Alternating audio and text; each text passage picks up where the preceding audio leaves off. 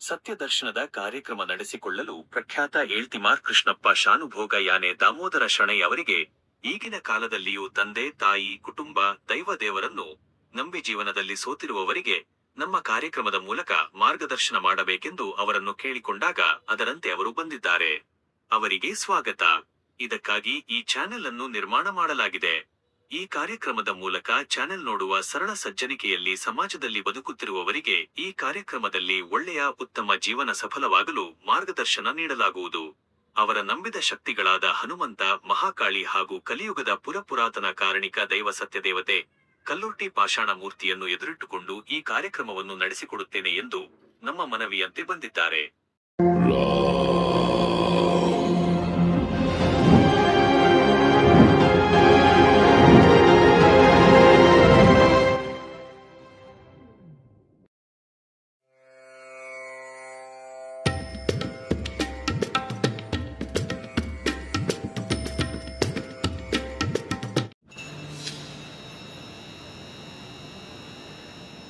ನಮಸ್ಕಾರ.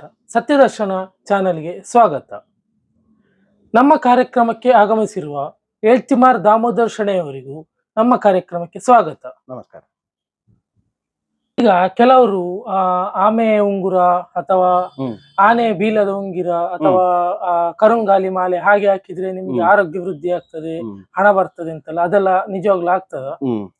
ಧೀರುಭಾಯಿ ಅಂಬಾನಿ ಅವರು ಶುರು ಮಾಡುವಾಗ ಆನೆ ಉಂಗುರ, ಅದು ಆನೆದು ರೋಮದ ಉಂಗುರ ಮತ್ತೆ ಇದು ಆಮೆ ಉಂಗುರ ಹಾಕಿದ್ರ. ನಾನು ನಿಮ್ಗೆ ಸ್ಪಷ್ಟ ಹೇಳ್ತೇನೆ, ಆನೆದ್ದು ರೋಮ, ನಿಮ್ಮ ಏಮೆದ್ದು ಉಂಗಿಲ, ಅದಕ್ಕೆಲ್ಲ ಯಾವ ಅರ್ಥವೂ ಇಲ್ಲ. ಸತ್ಯ ಹೇಳೋದಿದ್ರೆ ನೀವು ಆಮೆದು ಬೆಳ್ಳಿದ್ದು ಅಥವಾ ಬಂಗಾರದ ಹಾಕಿದ್ರೆ ಅಂತ ಹೇಳುವ, ಆಮೆ ನಡಿಗೆ ಹೇಗೆ? ನಿಧಾನವಾದ ನಡಿಗೆ. ನಿಮ್ಮ ಜೀವನ ನಿಧಾನ ಆಗ್ತದೆ ನೀವು ಅದರಲ್ಲಿ ನಂಬಿಕೆ ಇಟ್ರೆ. ಕರುಂಗುಲಿ ಮಾಲೆ ಎಂತದದು ಅರ್ಥ? ಈಗ ಕೆಲವೊಂದು ರುದ್ರಾಕ್ಷಿ ಮಾಲೆ ಅದನ್ನೆಲ್ಲ ಧಾರಣೆ ಮಾಡಿ, ಅದರ ಶಾಸ್ತ್ರ ಪ್ರಕಾರ ಹೇಗೆ, ರುದ್ರಾಕ್ಷಿ ಮಾಲೆ ಧಾರಣೆ ಮಾಡುವವ ಮಾಂಸಾಹಾರ ಸೇವನೆ ಮಾಡಬಾರ್ದು. ಮಾಂಸಾಹಾರ ಸೇವನೆ ಮಾಡುವಾಗ ಆಣಿಗೆ ಇಡುದು. ಮಾಂಸಾಹಾರ ಸೇವನೆ ಮಾಡಿದ ನಂತರ ಹಾಕಿದ್ರೆ ನಿಮ್ಮ ದೇಹದೊಳಗೆ ಮಾಂಸ ಹೋಗಿರ್ತದೆ, ಅದರ ಸಾರಗಳು ಮುಗಿಯುವಾಗ ಎಷ್ಟೋ ಸಮಯ ಹೋಗ್ತದೆ. ಈಗ ಉದಾಹರಣೆಗೆ ನಾನು ಹೇಳುವಂತದ್ದು, ಹಂದಿ ತಿಂದ್ರೆ 48 ದಿವಸ ನೀವು ದೇವಸ್ಥಾನ ಹೋಗುವಾಗಿಲ್ಲ, ದೇವರ ಪೂಜೆ ಮಾಡುವಾಗಿಲ್ಲ ಅಂತೇಳಿ ಒಂದು ಉಂಟು. ಅದು ಅಷ್ಟು ಲೆಕ್ಕ ಯಾಕೆ ಹಾಕಿದ್ರು? ಅಷ್ಟು ತಿಂದ ನಂತರ ನಿಮ್ಮ ಗುರುಬಲ ಅಲ್ಲಿ ಡೌನ್ ಆಗ್ತದೆ. ಅಷ್ಟು ಸಾರ ಇಳ್ದು ಹೋಗ್ಬೇಕು ನಿಮ್ಮ ಬಾಡಿಯಿಂದ. ಆ ಗುರುಬಲ ಇಲ್ಲ ಆಗ್ಲಿಕ್ಕೆ ಕಾರಣ ನಿಮ್ಗೆ ಒಂದು ಗುರುವಿನ ಒಳ್ಳೆ ಒಂದು ಆಶೀರ್ವಾದ ಇರ್ತದೆ. ಗುರುಗ್ರಹ ಮೇಲಿಂದ ನಿಮಗೆ ಒಂದು, ಈಗ ನಮ್ಮ ಭೂಮಿ ಸೂರ್ಯನ ಸುತ್ತು ತಿರುಗಬೇಕಿದ್ರೆ ಸೂರ್ಯನ ಗುರುತ್ವಾಕರ್ಷಣೆ ಶಕ್ತಿಯನ್ನು ಬಿಟ್ಟು ಭೂಮಿಯನ್ನು ತನ್ನೊಟ್ಟಿಗೆ ಇಟ್ಟುಕೊಂಡುಂಟು. ಆದ್ರೆ ಅದು ಕಂಪ್ಲೀಟ್ ಒಳಗೆ ಎಳೆದುಕೊಳ್ಳುವುದಿಲ್ಲ. ಇಲ್ಲ, ಅಷ್ಟು ಗುರುವಿನ ಮಧ್ಯೆ ಮತ್ತೆ ಭೂಮಿಯ ಮಧ್ಯೆ 2-3 ಗ್ರಹ ಇದ್ರೂ ಸಹ ಗುರುಗ್ರಹ ಭೂಮಿಯನ್ನು ತುಂಬಾ ಇದು ಮಾಡ್ತಾ ಉಂಟು. ಅದಕ್ಕೆ ಗುರುಗ್ರಹಕ್ಕೆ ಅಷ್ಟು ಮಹತ್ವ. ಹಾಗಾದ್ರೆ ಗುರುವಿನ ಆಕರ್ಷಣೆ ಕೂಡ ನಮ್ಮ ಭೂಮಿಯಲ್ಲಿ ಮನುಷ್ಯನಿಗೂ ಇಲ್ಲ ಅಂತೇಳಿ ಉಂಟಾ? ಇರ್ಲೇಬೇಕಲ್ವಾ? ಆ ಗುರುವಿಗೆ ಸಂಬಂಧ ವಿರೋಧವಾದ ಯಾವುದೋ ಒಂದು ಕೆಮಿಕಲ್ ಇದು ತಿಂದ ಕೂಡಲೇ ಕಮ್ಮಿ ಆಗ್ತದೆ ಅಂತೇಳಿ, ಆಗ ಕೆಮಿಕಲ್ ಅಂತೇಳಿ ಹೇಳಿಲ್ಲ ಋಷಿ ಮುನಿಗಳು, ಅದಕ್ಕೊಂದು ಹೀಗೆ ಅಂತೇಳಿ ಹೇಳಿದ್ರು. ಹಾಗೆ ನಾನು ಹೇಳುವಂಥದ್ದು ಎಂತ ಅಂತ ಹೇಳಿದ್ರೆ, ಇದು ನಿಮ್ಮ ನಾವು ಅದನ್ನು ಜಾಸ್ತಿ, ಕೆಲವೊಂದು ವಿಷಯ ನೋಡಿ, ಕೆಲವರು ಯಾರೋ ಒಬ್ರು ಹೇಳಿರ್ತಾರೆ ನೀವು ಮನೆ ಬಾರಿ ಶುದ್ಧ ಇಡ್ಬೇಕು ಅಂತೇಳಿ. ಡೈಲಿ ಸೆಗಣಿಯಲ್ಲಿ ಅಥವಾ ಏನೋ ಒಂದು ಇದರಲ್ಲಿ ಶುದ್ಧ ಮಾಡ್ತಾ ಇರ್ತಾರೆ. ಅದು ಇನ್ನೇನು ಅತಿರೇಕ ಆಗ್ತದೆ, ಅದು ಮಾನಸಿಕ ಆಗ್ತದೆ. ಅದು ಸೆಗಣಿ ಇಷ್ಟೇ ಸ್ವಲ್ಪ ಹಾಕ್ಬೇಕಾದ್ದು, ಒಂದು ಗೋಮೂತ್ರ ಇಷ್ಟೇ ಸ್ವಲ್ಪ ಹಾಕ್ಬೇಕಾದ್ದು. ನೀವು ಇಷ್ಟು ಹಾಕಿದ್ರು ವಾಸನೆ ಬರ್ತದೆ, ಇಷ್ಟು ಸ್ವಲ್ಪ ವಾಸನೆ ಅಂತ ಇಲ್ಲ, ಅದ್ರದ್ದು ಒಂದು ಇದು ಹಾಕಿದ ಕೂಡಲೇ ಒಂದು ಪಾಸಿಟಿವ್ ಎನರ್ಜಿ ಬರ್ತದೆ. ಅದು ನಿಮ್ಮ ಮನೆಗೆ ಎಷ್ಟು ಬರ್ಬೇಕಂತ ಉಂಟು ಅಷ್ಟೇ ಬರುವಂಥದ್ದು. ಆದ ಕಾರಣ ಗುರುಗ್ರಹದ ಆಕರ್ಷಣೆ ಹಾಗೂ ಎಲ್ಲಾ ನವಗ್ರಹಗಳ ಆಕರ್ಷಣೆ ಇದ್ದ ಕಾರಣವೇ ನಮ್ಮ ಭೂಮಿ ಒಂದು ಸೂರ್ಯನ ಸುತ್ತು ತಿರುಗ್ತಾ ಉಂಟು. ಅದೇ ರೀತಿಯಲ್ಲಿ ಅಂಥದ್ದೇನಾದ್ರೂ ತಿಂದಗುಳ್ಳ ಹಾಗೆಲ್ಲ ಆಗ್ತದೆ ಅಂತೇಳಿ ಉಂಟು ಅಂತೇಳಿ ನಾನು ನಿಮ್ಗೆ ಹೇಳ್ತೇನೆ. ಈಗ ಕೆಲವೊಂದೆಲ್ಲ ದೋಷ ಇರ್ತದೆ, ನಾಗದೋಷ ಆ ತರ ಈ ತರ, ಅದಕ್ಕೆಲ್ಲ ದೇವಸ್ಥಾನ ಭೇಟಿ ಮಾಡಿದ ಕೂಡಲೇ ಎಲ್ಲ ಸರಿ ಆಗ್ತದ ಅಥವಾ ಹೋಮ ಮಾಡಿದ ಕೂಡಲೇ ಸರಿ ಆಗ್ತದ? ನೋಡಿ, ನಾನು ಇದರ ಮೊದಲು ನೀವೊಂದು ಕ್ವಶನ್ ಕೇಳುವಾಗ್ಲೂ ನಾನು ಹೇಳಿದ್ದೇನೆ ಎಂತ ಅಂತ ಹೇಳಿದ್ರೆ, ದೋಷಗಳು ಎಂಬುದು ದೇವಸ್ಥಾನಕ್ಕೆ ಭೇಟಿ ಮಾಡಿ ನಿಮ್ಗೆ ಕಮ್ಮಿ ಆಗುದಿದ್ರೆ ನಿಮ್ಮ ಕುಟುಂಬದಲ್ಲಿ ನಾಗಬನವ ಅಥವಾ ಬೇರೆ ಒಂದು ಶಕ್ತಿಗಳು ಎಲ್ಲ ಇರುವುದು ಯಾಕೆ? ಈಗ ಕೆಲವರು ಜಾತಕ ನೋಡಿ ನಿಮ್ಗೆ ನಾಗದೋಷ ಉಂಟು ಅಂತ ಹೇಳ್ತಾರೆ. ಪ್ರತಿ ಒಂದು ಜೋಯಿಸರು ಅಥವಾ ಪ್ರತಿಯೊಬ್ಬರು ಅಂತ ಹೇಳುವುದಿಲ್ಲ, ಕೆಲವರು ಆ ಆಮ್, ಹೀಗೆ ಅಲ್ಲಿ ಆ ದೇವಸ್ಥಾನಕ್ಕೆ ಹೋಗಿ ಅಂತೇಳಿ ಬರ್ಕೊಡ್ತಾರೆ. ಹಾಗಾದ್ರೆ ಕುಟುಂಬದ ನಾಗಮನ ಯಾವುದು ನಿಮ್ಗೆ ಪ್ರಯೋಜನ ಇಲ್ವಾ? ಹಾಗೆ ನಾಗದೋಷ ಒಂದೇ ಅಲ್ಲ, ಎಷ್ಟೋ ದೋಷಗಳು ಉಂಟು. ಆದ್ರೆ ಎಂತ ಹೇಳುದು, ನಿಮ್ಮ ಹಾಟ್ ಕೇಕ್ ಇದು ಯಾವುದು ನಾಗದೋಷ ಹೇಳುವಂಥದ್ದು ಹೊಟ್ಟೆ ನಿಕ್ಕೆ ನಾಗದೋಷ ಉಂಟು ಹಾಗೆ ಹೇಳುದು. ಅವರು ಪಾಪ ಹೋಗಿ ಪರಿಹಾರ ಮಾಡಿ ಬರುದು ಸಣ್ಣದ್ರಲ್ಲಿ ಆಗ್ತದೆ ಅಂತೆ. ಕುಟುಂಬದ ತರವಾಡಿಗೆ ಹೋದ್ರೆ ಭಟ್ರನ್ನು ತಂತ್ರಿಗಳನ್ನು ಕರೆದುಕೊಂಡು ಮಾಡ್ಲಿಕ್ಕೆ ಇವರಲ್ಲಿ ಸಾಕಾಗುದಿಲ್ಲ. ಎಲ್ಲಿ ಒಂದು ಪಂಚಾಮೃತ ಅಭಿಷೇಕ ಮಲ್ತಂಡೆ ಯಾವ ಅಂತೇಳಿ ನಿಮ್ಮ 10 ಲಕ್ಷ ಖರ್ಚು ಮಾಡುವ ಒಂದು ಖರ್ಚಾಗುವಂತ ವ್ಯವಹಾರಕ್ಕೆ 100-150 ರೂಪಾಯಿದು ಪಂಚಾಮೃತ ಅಭಿಷೇಕ ಮಾಡಿದ ಕೂಡಲೇ ಸರಿಯಾಗ್ಲಿಕ್ಕೆ ಉಂಟಾ? ಅದನ್ನು ಸರಿಯಾಗಿ ತುಲನೆ ಮಾಡಿ ಬರ್ದು ಇದು ಮಾಡಿದ್ರೆ ಮಾತ್ರ ಅದು ಪರಿಹಾರ ಆಗ್ತದೆ. ಹಾಗೆ ಪ್ರತಿಯೊಂದು ದೋಷವೂ ಅಷ್ಟೇ, ಆ ದೋಷ ಎಲ್ಲಿಂದ ಬಂದಿದೆ ಅಂತ ಮೂಲ ಹುಡುಕ್ಬೇಕು. ಹಾಗೆ ಹೇಳಿ ಮಾಡಿ ಬರ್ತಾರೆ, ಮತ್ತೆ ಹಾಗಾದಿದ್ರೆ ಇದು ಎಲ್ಲ ಸುಮ್ಮನೆ ಅಂತ ಹೇಳ್ತಾರೆ. ಅದಕ್ಕೆ ಏನು ಮಾಡ್ಲಿಕ್ಕೆ ಆಗುದಿಲ್ಲ. ಆದ ಕಾರಣ ದೇವಸ್ಥಾನಕ್ಕೆ ಭೇಟಿ ಮಾಡಿದ ಕೂಡಲೇ ದೋಷ ಕಮ್ಮಿ ಆಗುದಂತ ಹೇಳಿದ್ರೆ ತುಂಬಾ ನಾಸ್ತಿಕರೇ ಇರ್ತಿರ್ಲಿಲ್ಲ, ಆಸ್ತಿಕರೇ ಇರ್ತಿದ್ರು. ಇದೆಲ್ಲ ಹೀಗೆ ಹಾಗೆ ಎಲ್ಲ ಹಾದಿ ತಪ್ಪಿದೆ ಅಂತ ಹೇಳಿ ಹೇಳ್ತೇನೆ. ಈಗ ನೀವು ಕೂಡ ದೇವಸ್ಥಾನ ನಿರ್ಮಾಣ ಮಾಡ್ತೀರಿ ಅಂತ ಹೇಳಿದ್ರಿ, ಅದರ ಸಂಕಲ್ಪವೇನು? ಅದರ ಸಂಕಲ್ಪ ಅಂತ ಹೇಳಿದ್ರೆ ನೋಡಿ, ನಾನು ನಿಮ್ಗೆ ಇದರ ಮೊದಲು ತಿಳಿಸಿದ್ದೇನೆ, ಕಳೆದ ಜನ್ಮದಲ್ಲಿ ನಾನು ನಮ್ಮ ಕುಟುಂಬದವರು ಮತ್ತೆ ಆಗಿನ ಆ ನೆಟ್ಲ ಕಡೆ ಶಿವಾಲಯ ಸೀಮೆ ಮತ್ತೆ ಪುತ್ತೂರು ಸೀಮೆಗೆ ಸಂಬಂಧಪಟ್ಟ ಬಂಗಾರಸರ ಒಟ್ಟಿಗೆ ನಮ್ಮ ಕುಟುಂಬದವರು ಸೇರಿ ನಾವು ಕಿರಿಯ ಪಾಲ್ನವರಾದ ಕಾರಣ ಮತ್ತೆ ಈ ಸಮಸ್ತ ಕುಟುಂಬದಲ್ಲದೆ ಅಲ್ಲಿ ಇರುವ ಕೆಲವು ನಮ್ಮ ಸೀಮೆಯಲ್ಲಿರುವ ದೈವ ದೇವರುಗಳಿಗೆ ಈ ಸಿದ್ಧಿ ಪುರುಷರೇ ಎಲ್ಲ ನೋಡಿಕೊಳ್ಳುವುದು. ನಮಗೇನು ಅಧಿಕಾರ ಇಲ್ಲ ಅಂತೇಳಿ ಕುಟುಂಬದವರು ಮತ್ತೆ ರಾಜರು ಏನೋ ಒಂದು ಇಕ್ಮತ್ತಿ ಮಾಡಿದ ಕಾರಣ ಅವರಿಗೆ ನಾನು ಶಾಪ ಹಾಕಿ ಹೋದೆ. ಶಾಪ ಹಾಕಿ ಹೋದ ನಂತರ ಶಾಪ ಹಾಕುವಾಗಲೇ ಹೇಗೆ ಅಂತ ಹೇಳಿದ್ರೆ, ನಾನು ಮಾಡಿದ್ದು ಯಾವುದು ನೀವು ಒಳಗಾಕಿದ್ದೀರಿ ಅದು ಯಾವುದು ನಿಮ್ಮ ಫಲಿತಕ್ಕಿಲ್ಲ, ಅವರು ಬಿಟ್ಟು ಕೊಟ್ಟರು ನಾನು ಶಾಪ ಹಾಕಿ ಇನ್ನು ನನಗೆ ಯಾವುದೂ ಬೇಡ ಅಂತೇಳಿ ನನ್ನ ಸಮಾಧಿಯಲ್ಲಿ ಹೋಗಿ ನಾನು ಆಗುವಂಥದ್ದು ಭಾರಿ ವಯಸ್ಸಾದ ಸಮಯದಲ್ಲಿ. ಆಗ ನಾನು ಪುನಃ ಅದನ್ನು ಸರಿ ಮಾಡಬೇಕಾದ್ದು ನನ್ನ ಜವಾಬ್ದಾರಿ. ಪುನಃ ಈ ಜನ್ಮ ತಗೊಳ್ಬೇಕು, ಇದೇ ಕುಟುಂಬದಲ್ಲಿ ತಗೊಳ್ಬೇಕು. ಇದೇ ಕುಟುಂಬದಲ್ಲಿ ತಗೊಳ್ಳುವಾಗ ಅದೇ ಶಾಪ ಅಲ್ಲಿ ರಿಫ್ಲೆಕ್ಟ್ ಆಯ್ತು, ನನಗೂ ಆ ಶಾಪ ಬರ್ತದೆ ನಾನು ತಿಳಿದುಕೊಳ್ಳುವವರೆಗೂ. ಅದಕ್ಕಿಂತ ನಿಜವಾಗಿ ಎಂತ ಆಯ್ತು ಅಂತ ಹೇಳಿದ್ರೆ, ನಮ್ಮ ಕುಟುಂಬದವರು ಅಂದ್ರೆ ನನ್ನ ತಂದೆಯ ಪಿಜ್ಜ, ಅವರ ತಂದೆ, ನಮ್ಮ ಏಳ್ತಿಮಾರ್ ತರವಾಡನ್ನು ಮತ್ತೆ ನಮ್ಮ ಜಾಗೆಯನ್ನೇ ಬಿಟ್ಟು ಪಾಣೆಮಂಗ್ಳೂರಿನಲ್ಲಿ ವಾಸ ಇದ್ರು. ಈ ದೋಷ ಎಲ್ಲ ತಾಗ್ತಂತ ಲೆಕ್ಕಾಚಾರದಲ್ಲೇ ಪಾಣೆಮಂಗ್ಳೂರಲ್ಲಿ ಇದ್ರು. ನಾವು ಇದ್ರೆ ಹತ್ರವೇ ಇರ್ತಿರ್ಲಿಲ್ಲ. ಅಲ್ಲಿ ಹನುಮಂತನ ದೇವಸ್ಥಾನ, ಅಲ್ಲಿ ನರಸಿಂಹ ದೇವರ ಎಲ್ಲ ಪೂಜೆ ಅದು ಇದು ಅಂತೇಳಿ ಅದರಲ್ಲೇ ಇದ್ರು. ಆದ್ರೆ ಕಾಲಕ್ರಮೇಣ ನಾವು ಪುತ್ತೂರಿಗೆ ಒಂದು 140 ವರ್ಷ ಬಂದ ನಂತರ ಪ್ರಶ್ನೆ ಎಲ್ಲ ಬಡುವಾಗ ನಮಗೆ ಎಳ್ತಿಮಾರ್ನಲ್ಲಿ ನಮ್ಮ ಹೆಸರು ಹೇಗೆ ಎಳ್ತಿಮಾರ್ ಅಂತ ಉಂಟು, ಎಳ್ತಿಮಾರ್ ಜಾಗೆಯಲ್ಲಿ ಭೂತ ದೈವ ಉಂಟು ಅದೆಲ್ಲ ನಿಂತಿದೆ ಅಂತೇಳಿ ಈ ಪ್ರಶ್ನೆ ಅವರ ಇದರ ಪ್ರಕಾರ ಅಲ್ಲಿಗೆ ಹೋದೆವು. ಅದು ಆಗ್ಬೇಕಾದ್ದು ವಿಧಿ ಆಯ್ತು. ಅಲ್ಲಿ ಹೋದ ನಂತರ ಯಾವ ಕಷ್ಟ ಬಂದಿತ್ತ ಆ ಕಷ್ಟ ನಿವಾರಣೆ ಆಯ್ತು. ಅಲ್ಲಿ ಹೋದ ನಂತರ ಈ ಶಾಪದ ಕೆಲವು ಕಷ್ಟಗಳು ಶುರುವಾಯ್ತು. ಅದು ನಮ್ಗೆ ಅರ್ಥ ಆಗ್ಲಿಲ್ಲ. ನಾವು ಇಳಿಸೇವು ಜಾತಕ ಅದು ಇದು ಅಂತೇಳಿ ಏನೋ ನಮ್ಮ ಒಂದು ಇನ್ನು ಕಾಲ ಅಲ್ಲ ಅಂತ ಹೇಳುವಂಥದ್ದು. ಈಗ ನೋಡಿ ವ್ಯಾಪಾರದಲ್ಲಿ ಈಗ ಮೊದ್ಲು ಹೇಗೆ ಅಂತ ಹೇಳಿದ್ರೆ, ನಮ್ಮ ತಂದೆ ನಮ್ಮ ಅಜ್ಜ ಪಿಜ್ಜೆ ಎಲ್ಲ ಮಾಡಿದ ವ್ಯಾಪಾರ ಕೂತಲ್ಲಿ ಎಲ್ರು ಬರ್ತಿದ್ರು, ಅವರ ಬೇಕಾದ ವಸ್ತುಗಳನ್ನು ನಾವು ಕೊಟ್ಟು ಅದರಿಂದ ನಮ್ಮ ಜೀವನ ನಡೀತಿತ್ತು. ಇನ್ನು ಆನ್ಲೈನ್ ಅಲ್ಲೆಲ್ಲೆಲ್ಲಿ ಅಂಗಡಿ ಆಗಿದೆ, ಪೇಟೆಗೆ ಯಾರು ಬರ್ತಾರೆ? ನಾವು ಅದೇ ತಿಳ್ಕೊಂಡೆವು. ಆದ್ರೆ ನೋಡಿ ಇಂಥದೇ ಪರಿಸ್ಥಿತಿ ಕೆಲವರಿಗೆ ಬಂದಿದೆ. ಕೆಲವರು ಬೇರೆ ಬೇರೆ ರೀತಿಯ ವ್ಯವಹಾರ ಮಾಡಿಕೊಂಡು ಒಳ್ಳೆದ್ರಲ್ಲೇ ಇರುವಂತದ್ದು. ನಾವು ಮಾತ್ರ ವೈರಾಗ್ಯ ಭಾವನೆ ಬಂದೆವು. ನಮಗೆ ಏನು ಇಂಥದ್ದೇನು ತೊಂದರೆ ಆಗ್ಲಿಲ್ಲ, ವೈರಾಗ್ಯ ಜಾಸ್ತಿ ಆಯ್ತು. ಈ ಶಾಪದಿಂದ ವೈರಾಗ್ಯ, ಈ ದೋಷದಿಂದ ವೈರಾಗ್ಯ, ಕೆಲವಿಂದ ವೈರಾಗ್ಯ ಆಗಿ ಯಾವುದು ಬೇಡ ಇದ್ದದೆಲ್ಲ ಸಾಧಾರಣ ಕೊಡ್ತಾ ಬಂದೆವು. ಕೆಲವೊಂದು ನಾವು ಇಟ್ಟುಕೊಳ್ಳಿಲ್ಲ. ಹಾಗೆ ನಮಗೇನು ಲಾಸ್ ಅಂತೇಳಿ ಆಗ್ಲಿಲ್ಲ, ದೇವರ ದಯೆ ಒಳ್ಳೆ ಇತ್ತು.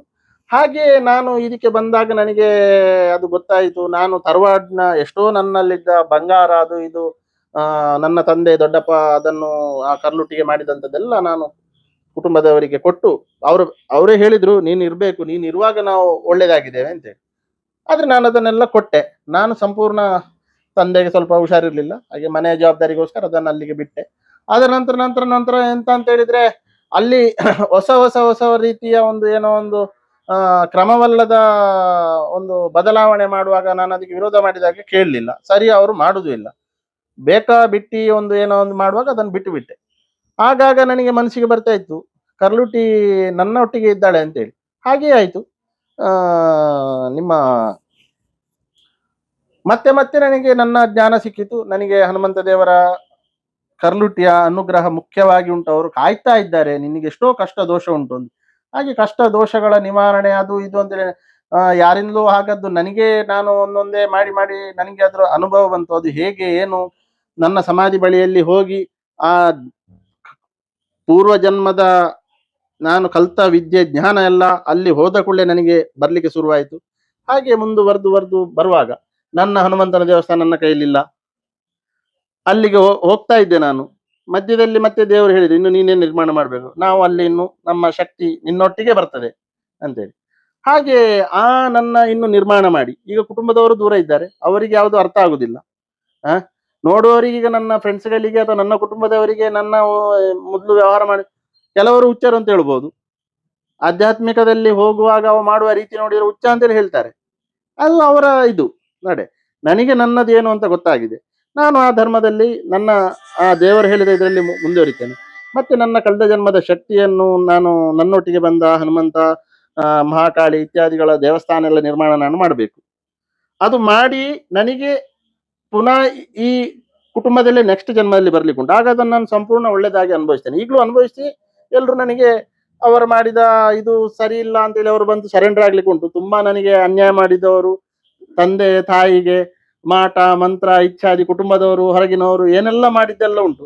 ಆದ್ರೆ ಈ ಹನುಮಂತನಿಂದಾಗಿ ಯಾವಾಗಲೂ ರಕ್ಷಣೆ ಸಿಕ್ಕಿದೆ.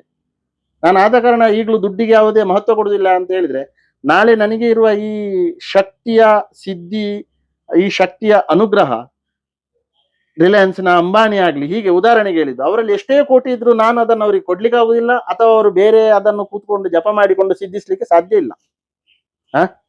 ಹಾಗಿರುವಾಗ ನಾನು ಇದೇ ಫೀಲ್ಡ್ ಅಲ್ಲಿ ಇರುವುದು ಒಳ್ಳೇದು.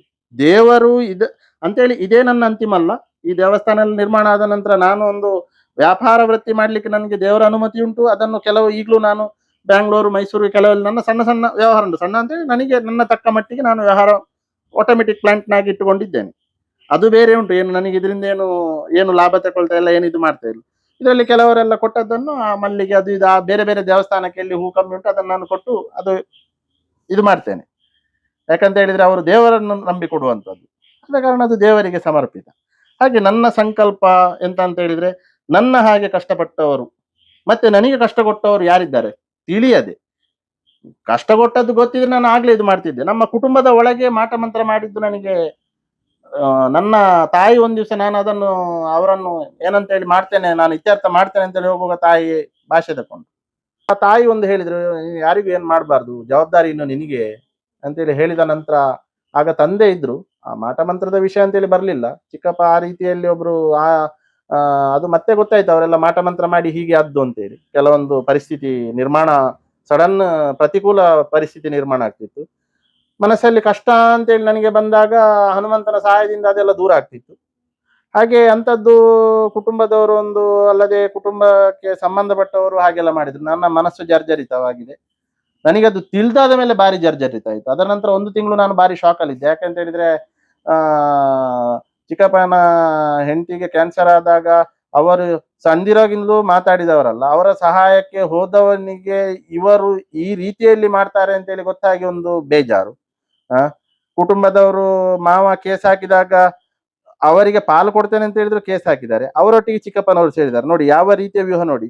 ದೊಡ್ಡಪ್ಪನ ಮಕ್ಕಳು ಅದೇ ರೀತಿಯಲ್ಲಿ ಮಾವನಿಗೆ ಸಪೋರ್ಟ್, ಮಾವನಿಗೆ ತಂದೆಗೆ ಒಳ್ಳೇದಿತ್ತು, ಅವರು ವಾಪಸ್ ಮಾಡಿದ್ದು, ದೊಡ್ಡಪ್ಪ ಮಾಡಿದ್ದು ಜಾಗೆ ವ್ಯವಹಾರ ಸರಿ ಇಲ್ಲ ಅಂತೇಳಿ ಉಪದ್ರ ಕೊಡ್ತಾ ಇರೋದು ನನಗೆ. ಇದು ಹೇಗೆ ಅಂತ ಹೇಳಿದ್ರೆ, ನೀವು ಸಹಾಯ ಮಾಡಿದವನಿಗೆ ಉಪದ್ರ ಕೊಡುವಂತಹ ಒಂದು ಜಗತ್ತು ನಿರ್ಮಾಣ ಆಗಿದೆ. ನ್ಯಾಯದಲ್ಲಿರೋವರಿಗೆ, ಸತ್ಯದಲ್ಲಿರೋವರಿಗೆ, ಅವನಲ್ಲಿ ಸ್ವಲ್ಪ ದುಡ್ಡಿದ್ರೆ ಮತ್ತೆ ಹೇಳ್ಬೇಕಂತ ಹೇಳಿಲ್ಲ, ಅದೇ ರೀತಿಯ ಒಂದು ಪರಿಸ್ಥಿತಿ. ಮತ್ತೆ ಇದೆಲ್ಲದಕ್ಕೂ ಕೆಲವೊಂದು ಸರ್ತಿ ಮಾಟ ಮಂತ್ರವೂ ಆಗ್ತದೆ, ಶಾಪವೂ ಆಗ್ತದೆ, ದೋಷವೂ ಬರ್ತದೆ. ಇದೆಲ್ಲದಕ್ಕೂ ಮತ್ತೆ ಇದಕ್ಕೆ ಬಂದಾಗ ಎಲ್ಲ ಅರಿವು ಆಯ್ತು.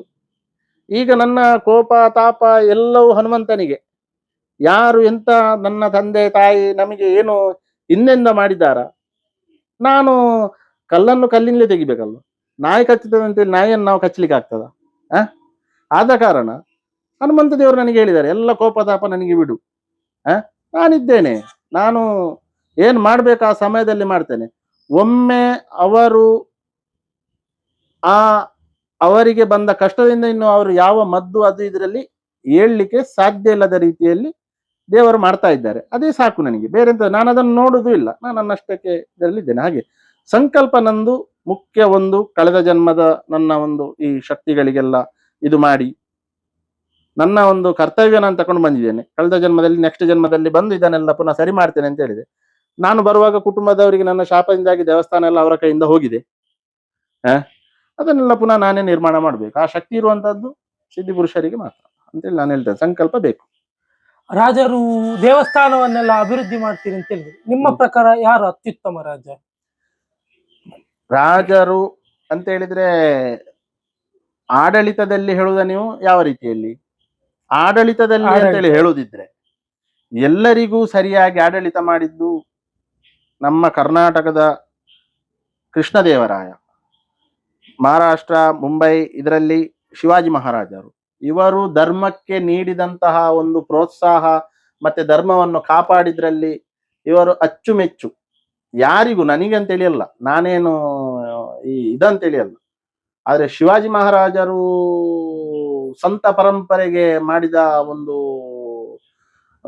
ಏನು ಅವರ ಒಂದು ರಕ್ಷಣೆ ಅಂತ ಹೇಳುದಿಲ್ಲ, ಆ ದೇವರೇ ಅವರಿಂದ ಸಂತರಿಗಳಿಗೆ ಬೇಕಾದಂತ ಒಂದು ವ್ಯವಸ್ಥೆ ಮಾಡಿದ್ದಾರೆ. ಹಾಗೆ ಯಾವುದೇ ಅವರು ಮಸೀದಿಯನ್ನು ಕೆಡವಲಿಲ್ಲ, ದೇವರ ಬಿದ್ದ ಒಂದು ಕ್ಷೇತ್ರವನ್ನು ಎದ್ದು ನಿಲ್ಲಿಸಿದ್ದಾರೆ. ಮತ್ತೆ ಅದೇ ರೀತಿಯಲ್ಲಿ ಕೃಷ್ಣದೇವರಾಯರು ಅವರು ಏಳಿಗೆ ಮಾಡಿದ್ದಲ್ಲದೆ ಏನು ಅವರಿಂದ ಯಾರಿಗೂ ಅನ್ಯಾಯ ಅಂತೇಳಿ ಆಗ್ಲಿಲ್ಲ. ತಿರುಪತಿ ದೇವಸ್ಥಾನವನ್ನು ಪುನರ್ ನಿರ್ಮಾಣ ಮಾಡಿದ್ದಾರೆ, ತುಂಬಾ ಇದು ಮಾಡಿದ್ದಾರೆ. ಹಾಗೆ ಹಿಮ್ಮಡಿ ಪುಲಿಕೇಶಿ ಬಾರಿ ಹಿಂದೆ ನಮ್ಮ ಅಫಘಾನಿಸ್ತಾನ ದಾಟಿ ಇರಾನ್ ವರೆಗೆ ಹಿಮ್ಮಡಿ ಪುಲಿಕೇಶಿ ಅವರು ಆಳಿದ್ದಾರೆ. ಎಂತ ವೀರ ಶೂರರು ನಮ್ಮ ಕರ್ನಾಟಕದಲ್ಲಿ ಇದ್ದ ರಾಜರು. ಹಾಗೆ ಅವರನ್ನು ನಾನು ನೆನಿತೇನೆ. ಮತ್ತೆ ಇನ್ನೊಂದು ವಿಷಯದಲ್ಲಿ ನನಗೆ ಆ ಆಡಳಿತ ಅಂತೇಳಿ ಅಲ್ಲ, ಒಂದು ಸಂಘಟನೆ ಕಟ್ಟಲಿಕ್ಕೆ ಭಾರಿ ಒಂದು ಈಗಿನ ಒಂದು ಕಾಲದಲ್ಲಿ ಬಾಳ್ ಠಾಕ್ರೆ ಅವರು ತೀರಿ ಹೋಗಿದ್ದಾರೆ. ಬಾಳ್ ಠಾಕ್ರೆ ಒಂದು ಅವರ ಎಂಥದ್ದು ಒಂದು ತತ್ವವನ್ನು ಅವರು ಸ್ಥಾಪನೆ ಮಾಡುವಾಗ ಹೇಗೆ ಮಾಡಿದ್ರೆ ಅದು ಈಗ್ಲೂ ಅವರಿಂದಾಗಿ ಅದು ಜೀವಂತ ಉಂಟು ಅಂತ ಹೇಳ್ತೇನೆ. ಅವರು ಜೀವಂತ ಇದ್ದಾರೆ ಆ ತತ್ವಗಳ ಮೂಲಕ ಅಂತ ಹೇಳ್ತೇನೆ. ಅವರು ಎಲ್ಲರಿಗೆ ಸರಿಯಾಗಿ ಒಂದು ರೀತಿಯಲ್ಲಿ ಹೋಗಿದ್ದಾರೆ. ಕೇವಲ ಹಿಂದುತ್ವ ಅಂತೇಳಿ ಇಲ್ಲ, ಮುಂಬೈಗೆ ಬೇಕಾಗಿ, ಮಹಾರಾಷ್ಟ್ರಕ್ಕೆ ಬೇಕಾಗಿ, ಅದೇ ರೀತಿಯಲ್ಲಿ ಕರ್ನಾಟಕಕ್ಕೆ ಬೇಕಾಗಿ ಕರ್ನಾಟಕದವರು ಸಹ ಅದೇ ರೀತಿ ಇರಬೇಕು. ಹಾಗೆ ರಾಜರ ಮತ್ತೆ ಮೈಸೂರು ಸಂಸ್ಥಾನವನ್ನು ನಾವು ಮರೆಯುವ ಹಾಗೆ ಇಲ್ಲ. ಯಾಕೆ ಅಂತ ಹೇಳಿದ್ರೆ ಮೈಸೂರು ಸಂಸ್ಥಾನವನ್ನು ನಾನೀಗ ಮರೆತರೆ ಭಾರಿ ದೊಡ್ಡ ತಪ್ಪಾಗ್ತದೆ. ಉದಾಹರಣೆಗೆ ಅವರ ಒಂದು ಮೈಸೂರು ಸ್ಯಾಂಡಲ್ ಸೋಪನ್ನೇ ತಗೊಳ್ಳಿ, ಇಡೀ ಇಂಡಿಯಾದಲ್ಲಿ ಅತಿ ಕಮ್ಮಿ ಕೆಮಿಕಲ್ ಇರುವಂತ ಸಾಬೂನು ಅದು. ಆ ಸಾಬೂನು ಫ್ಯಾಕ್ಟರಿಯನ್ನು ಆಗ ನಿರ್ಮಾಣ ಮಾಡಿದ್ದು ನಮ್ಮ ಜನರಿಗೆ ಬೇಕು, ನಮ್ಮಲ್ಲಿಷ್ಟು ಗಂಧ ಉಂಟು, ಬ್ರಿಟಿಷರು ಅದನ್ನು ಬೇರೆ ಕಡೆ ತಗೊಂಡೋಗಿ ಅವರು ದುಡ್ಡು ಮಾಡ್ತಾರೆ, ನಾವು ಅದರ ಫಾಯ್ದೆ ತಗೊಳ್ಬೇಕು ಅಂತೇಳಿ ಅದಕ್ಕೆ ಬೇಕಾದಂತ ಟೆಕ್ನಾಲಜಿಯನ್ನು ಬೇರೆ ದೇಶದಿಂದ ತಂದು ಅದನ್ನು ನಿರ್ಮಾಣ ಮಾಡಿ ಇವತ್ತು ಆ ಸಂಸ್ಥೆ ಸರ್ಕಾರದಲ್ಲಿದೆ. ಅವರ ಎಷ್ಟೋ ಜಾಗಗಳು, ಎಷ್ಟೋ ಕಾಲೇಜು, ಆಸ್ಪತ್ರೆ ಅದು ಎಲ್ಲವೂ ಇವತ್ತು ಜನರಿಗೆ ಕೊಟ್ಟಿದ್ದಾರೆ. ಅವರು ಜನರಿಗೋಸ್ಕರ ಮಾಡಿದ್ದಾರೆ. ಜನರೇನವರಲ್ಲಿ ಆಗಿನ ಕಾಲದಲ್ಲಿ ಪ್ರತಿಭಟನೆ ಮಾಡಿ ಕೇಳಿದ್ರು? ಏನು ಕೇಳಲಿಲ್ಲ, ಅವರಾಗಿ ಕೊಟ್ಟಿದ್ದಾರೆ. ಅವರನ್ನು ಮುಖ್ಯವಾಗಿ ಕರ್ನಾಟಕದಲ್ಲಿ ನಾವು ನೆನಿಲೇಬೇಕು, ಯಾರಾದ್ರೂ ಸಹ. ಅವರಿಂದಾಗಿ ಎಷ್ಟೋ ಜನರಿಗೆ ಒಳ್ಳೇದಾಗಿದೆ. ಹಾಗೆ ಇತ್ತೀಚೆಗೆ ಕೂಡ ಅವರ ಫ್ಯಾಮಿಲಿ ಉಂಟು, ಅವರನ್ನು ಮುಖ್ಯವಾಗಿ ಈಗಿನ ಇದರಲ್ಲಿ ಅವರು ಮುಖ್ಯ. ಭಾರತದ ಸಂವಿಧಾನದ ಬಗ್ಗೆ ನಿಮ್ಮ ಅಭಿಪ್ರಾಯ? ಭಾರತದ ಸಂವಿಧಾನದ ಬಗ್ಗೆ ಅಭಿಪ್ರಾಯ ಅಂತ ಹೇಳಿದ್ರೆ, ಕಳೆದ ಸಲ ನೀವು ಇದನ್ನೆಲ್ಲ ಕೇಳಿದಿರಿ ಒಮ್ಮೆ. ಆದ್ರೂ ಸಂವಿಧಾನದ ಬಗ್ಗೆ ಅಭಿಪ್ರಾಯ ಅಂತ ಹೇಳಿದ್ರೆ, ನಮ್ಮ ಸಂವಿಧಾನದ ಹಾಗೆ ಅಂಬೇಡ್ಕರ್ ಅವರು ಏನು ಒಂದು ಹೊತ್ತು ತಿಂದುಕೊಂಡು ಅಷ್ಟೆಲ್ಲ ಓದಿಕೊಂಡು ಅವರು ಬರೆದಂತ ಸಂವಿಧಾನ ನಿರ್ಮಾಣ ಮಾಡಿ ಕೆಲವೊಂದು ಪ್ರೊವಿಷನ್ಗಳು 20 ವರ್ಷಕ್ಕಂತೇಳಿ ಇದ್ದದ್ದು. ಆ 20 ವರ್ಷ ಬಿಡಿ, ಅದು 1% ಕೊಡ್ಲಿಲ್ಲ. ಈಗ ಆ, ಕೆಳ ವರ್ಗದವರಿಗೆ 20 ವರ್ಷಗಳ ಕಾಲ ಅವರಿಗೆ ಆ, ಕೊಡ್ಬೇಕಾದಂತ ಸವಲತ್ತು ಆ 20 ವರ್ಷ ಆಗಿಯೂ ಇಷ್ಟವರೆಗೆ 70 ವರ್ಷ ಆದ್ರೂ ಸರಿಯಾಗಿ ಕೊಟ್ಟದ್ದಿಲ್ಲ. ಉದಾಹರಣೆಗೆ ನಮ್ಮ ಇಲ್ಲಿ ಪುತ್ತೂರಿನ ಹತ್ರ ಬಸ್ ಸ್ಟ್ಯಾಂಡ್ ಹತ್ರ ಅಲ್ಲಿ ಒಂದು ಆ ಬ್ರಹ್ಮನಗರ ಅಂತ ಕಾಲೋನಿ ಉಂಟು. ಆ ಕೆಲವೊಂದು ಇದಕ್ಕೆ ಆ ಜಾಗೆ ಗವರ್ಮೆಂಟ್ ಇದು ಅಲ್ಲ, ಯಾರ್ದೋ ಪ್ರೈವೇಟ್ ಇದು, ಅದಕ್ಕೆ ಅವರ ಕುಟುಂಬದವರೇ ಇಲ್ಲ. ನಾನು ಮೊದಲೊಮ್ಮೆ ಒಂದು ಆಗಿನ ಒಂದು 10-20 ವರ್ಷ ಮೊದಲೊಂದು MLA ಅವರು ಬರುವಾಗ ಅವ್ರು ನನ್ನಲ್ಲಿ ವರ್ತಕರದ್ದೆಲ್ಲ ನಮ್ಮ ಹತ್ರ ಮಾತಾಡುವಾಗ ನನ್ನ ಒಳ್ಳೆ ಪರಿಚಯ ಇತ್ತು ಹೇಳ್ತಿಮಾರ್ ಅಂತೇಳಿ. ಆಗ ನಾನು ಹೇಳಿದೆ, ನೋಡಿ ಅವರಿಗೊಂದು ಆ ಜಾಗದೆಲ್ಲ ಒಂದು ವ್ಯವಸ್ಥೆ ಮಾಡಿ, ಏನಿಲ್ಲದಿದ್ರು ಅವರಿಗೊಂದು ಫ್ಲಾಟ್ ಮಾಡಿಕೊಡಿ. ಏನು ಮಾತಾಡ್ಲಿಲ್ಲ. ಅದರ ನಂತರ ಹೋದಾಗ ನಿಮಗೇನಾದ್ರೂ ಕೆಲಸ ಬೇಕಿದ್ರೆ ಹೇಳಿ ಅಂತ ಹೇಳ್ತಾರೆ. ಅದೊಂದು ಮಾಡಿದ್ರೆ ಅವರಿಗೊಂದು ಹೆಸರು ಬರ್ತಿತ್ತು, ಮುಂದೆ ನಿಂತ್ರೆ ಓಟ್ ಆದ್ರೂ ಸಿಕ್ತಿತ್ತು. ಮಾಡುದಿಲ್ಲ ಯಾಕೆ? ಆ ಓಟ್ ಪರ್ಮನೆಂಟ್ ಆಗಿ ಹಾಗೆ ಇರಬೇಕು ಅಂತ ಹೇಳುವ ರೀತಿಯ ಒಂದು ಮನೋಭಾವ ಏನಂತ ನನಗೆ ಗೊತ್ತಿಲ್ಲ. ಯಾವ ಪಕ್ಷಕ್ಕೂ ಹೇಳಿದಲ್ಲ ನಾನು. ನಮ್ಗೆ ಪಕ್ಷ ಮುಖ್ಯ ಅಲ್ಲ, ನಮ್ಗೆ ಕೆಲಸ ಮುಖ್ಯ ಇರುವುದು. ಒಳ್ಳೆಯವರು ಒಳ್ಳೆಯದು ಕೆಲಸ ಮಾಡಬೇಕು. ಹಾಗೆ ಸಂವಿಧಾನ ನಿಜವಾಗಿ ಉತ್ತಮ ಸಂವಿಧಾನ.